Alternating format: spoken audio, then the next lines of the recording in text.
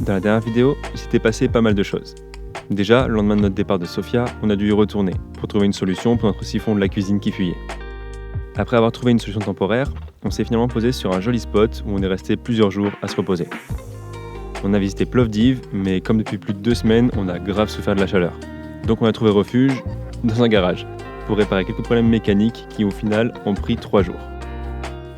Après ça, on a visité le mythique Buzluja, que j'ai adoré te montrer comme un monument de film hollywoodien.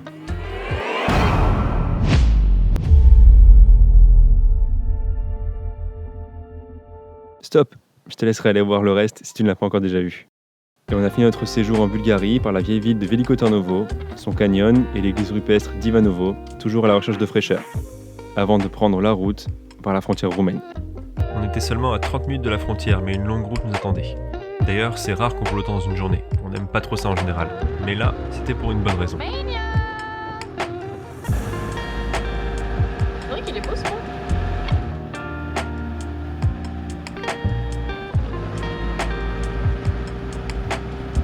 Ça y est, on vient de passer la frontière. Ça s'est passé sans encombre parce qu'en fait, vu qu'on est français et qu'on vient de Bulgarie, on est considéré comme vert. En fait, on peut passer sans problème et sans faire de test PCR. Donc ça, déjà, c'est plutôt cool. Et là, on est arrêté à une station essence pour acheter la vignette d'autoroute roumaine. Parce que comme en Bulgarie, en fait, il faut une vignette pour pouvoir circuler sur l'autoroute et sur les routes principales. T'as pas de péage à payer du coup après ça, donc c'est vraiment cool. Et après ça, il ne restera plus qu'à rouler 5 petites heures pour enfin retrouver les potes du Murgang. La Roumanie, c'est un grand pays et il nous restait 2 heures de route quand on est tombé par hasard sur Tiff et Matt qui se rendaient au spot de rendez-vous. Le hasard fait bien les choses.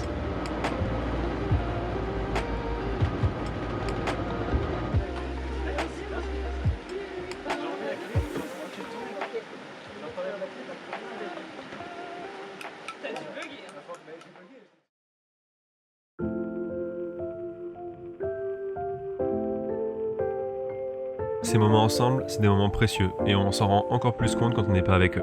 Donc à chaque fois, on essaie d'en profiter un maximum.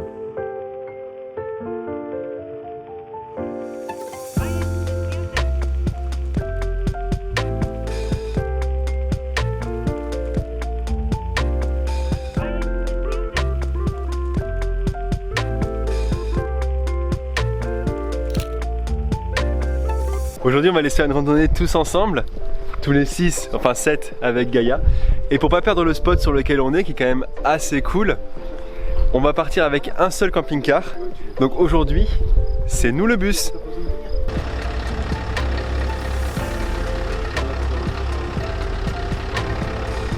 On aime bien rester posé sur un spot, mais bouger c'est pas mal aussi.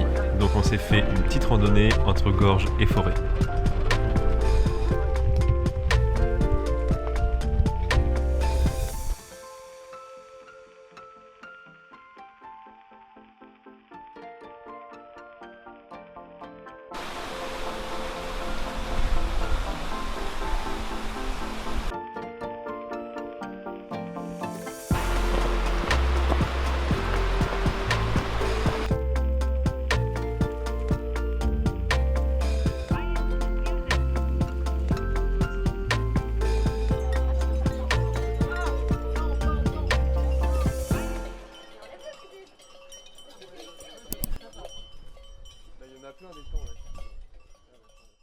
C'était vraiment cool de se retrouver comme ça avec eux et je t'avoue que j'ai très peu filmé pour profiter un maximum de ces moments-là.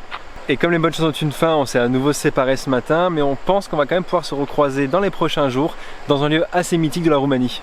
Du coup, on s'est quitté ce matin et aujourd'hui on a vécu une journée comme on n'aime pas du tout les passer. On s'est à nouveau rendu dans un garage parce qu'on a des nouveaux problèmes qui s'ajoutent à ceux qui ne sont pas encore résolus. Alors là, c'est assez marrant, tu vas voir, j'avais jamais vu ça. J'éteins le contact et je retire la clé et le moteur tourne toujours. C'est fort, non? Cette fois-ci, on est allé au garage pour un problème de moteur qui ne s'éteint pas une fois le contact coupé et les clés enlevées, ce qui est assez atypique, et pour une fuite d'huile de direction qui finit par rentrer dans l'habitacle. On a passé l'après-midi au garage et pour le coup, nos problèmes ont été détectés. En fait, pour la fuite d'huile de direction, c'est la crémaillère de direction qui fuit. Et pour le fait que le camping-car ne s'éteigne pas, c'est l'électrovanne de démarrage qui est morte. Bref, on a repris la route après ça et on dort ici au pied de ces montagnes pour demain rouler sur la mythique route de Transfagarasen qui est considérée par beaucoup comme l'une ou voire la plus belle route d'Europe. Rien que ça. Et j'espère que Nos problèmes mécaniques me sont tranquilles parce que la Transfagarasen, c'est un des trucs que j'ai envie de faire en Roumanie, un des plus gros trucs que j'ai envie de faire. Et j'espère que ça va pas nous gâcher un petit peu ce trajet. Premier jour sur la Transfagarasen, il fait beau, les niveaux sont faits, le pare-brise est propre, on va pouvoir bien tout voir comme il faut. On est excité, c'est parti! On a souvent entendu parler de cette route, et comme j'adore conduire, on est allé voir de nous-mêmes.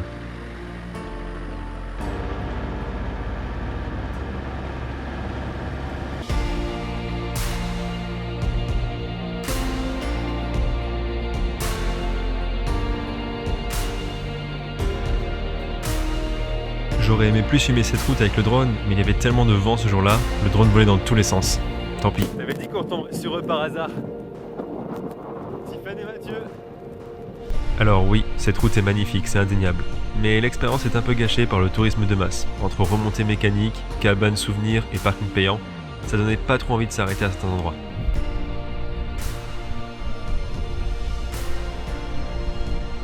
Mais par contre sur la route, quand t'es pas sur des points d'intérêt, c'est vraiment chouette. On prend notre temps pour admirer le paysage, et parfois, on a quelques surprises.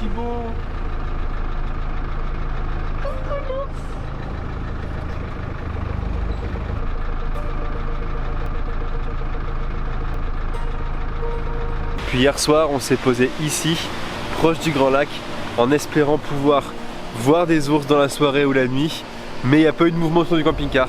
Tant pis. Pour les ours, on reçoit des alertes sur nos téléphones qui nous indiquent de faire attention sur la route. Qu'est-ce qu'on vient de voir? Une maman ours et 2 bébés ours. Mais dès qu'on a ralenti près d'eux, ils sont partis, ils ont pris peur. Ouais, bah normal. Elle défend ses petits. Ouais. Mais du coup, c'est peut-être la bonne heure pour trouver des ours. Beaucoup trop espoir. Bon, malgré les quelques points négatifs que je t'ai cités plus tôt, on ne peut pas nier que c'est une route incroyable. Après, de là à dire que c'est la plus belle route d'Europe, voire du monde, je sais pas. L'avenir nous le dira.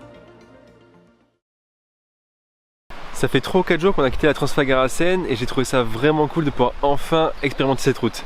On a aperçu nos premiers ours, un mâle d'abord et une femelle avec ses 2 petits ensuite. J'aurais bien voulu avoir le temps de les filmer, mais c'est en général un moment très furtif avec eux. Mais c'est pas grave parce que c'était vraiment chouette de pouvoir juste s'arrêter quelques secondes, les voir nous observer et les regarder enfin dans les yeux. Mais comme je te disais, on a quitté cette route il y a 3-4 jours et on roule en direction du nord sans vraiment s'arrêter pour visiter parce qu'on a un projet très précis en tête. Je sais pas si tu te rappelles ou même si tu l'as déjà vu, mais dans l'épisode 1, je te partageais une intention de voyage et je te disais ça. Il me reste plus qu'à t'expliquer ce que tu pourras trouver sur cette chaîne YouTube et sur ce compte Instagram. On veut te partager notre quotidien, les spots les plus incroyables, les spots les moins incroyables, nos rencontres, nos meilleures et nos pires expériences de voyage, et aussi nos expériences environnementales parce qu'on veut pendant notre voyage participer à des projets comme des workaways par exemple. Eh bien ce moment est arrivé. On sent ces derniers temps qu'on a vraiment besoin de faire une pause dans nos explorations et l'envie de s'ancrer dans un mode de vie local nous attire beaucoup. Si tu as vu l'épisode 0, tu sais déjà qu'on a fait un volontariat au Cambodge, on avait des cours d'anglais et on avait vraiment aimé ça, c'était une expérience incroyable qu'on s'était dit qu'on reproduirait un jour, peut-être sur un projet différent, et ce moment est venu. On a envie de partager de vraiment de qualité avec des locaux et découvrir un petit peu leur mode de vie, chose qu'on ne fait en général pas vraiment quand on vit en camping-car, du moins c'est notre ressenti, parce qu'on est rapidement dans notre bulle et les interactions avec les locaux se font un peu plus difficilement. Donc selon nous, le workaway c'est une vraie opportunité pour pouvoir enfin se baigner dans la culture d'un pays. On se lance donc enfin dans la réalisation de notre premier workaway. Si tu sais pas ce que c'est en fait, c'est un volontariat où des voyageurs comme nous donnent un coup de main à des autres qui en ont besoin pour leur projet.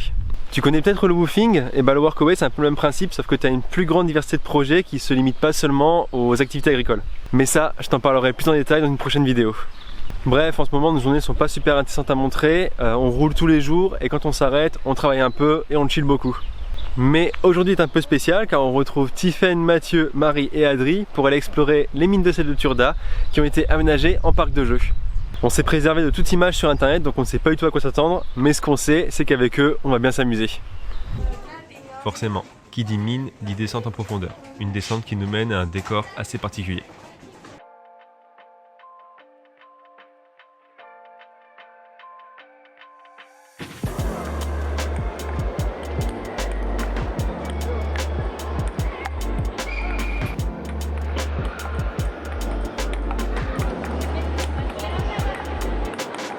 Regardez-moi cette belle team de pongistes. Alors j'avoue, comme c'est Juliette qui prend les photos, on a souvent des photos de tout et de tout le monde, mais pas souvent des photos d'elle. Alors j'ai demandé à ma sœur de faire un dessin de Juliette qui joue au ping-pong. Comme ça on la voit aussi un petit peu en action. Voilà. On a passé l'après-midi comme ça à jouer aux différents jeux de cette mine assez atypique.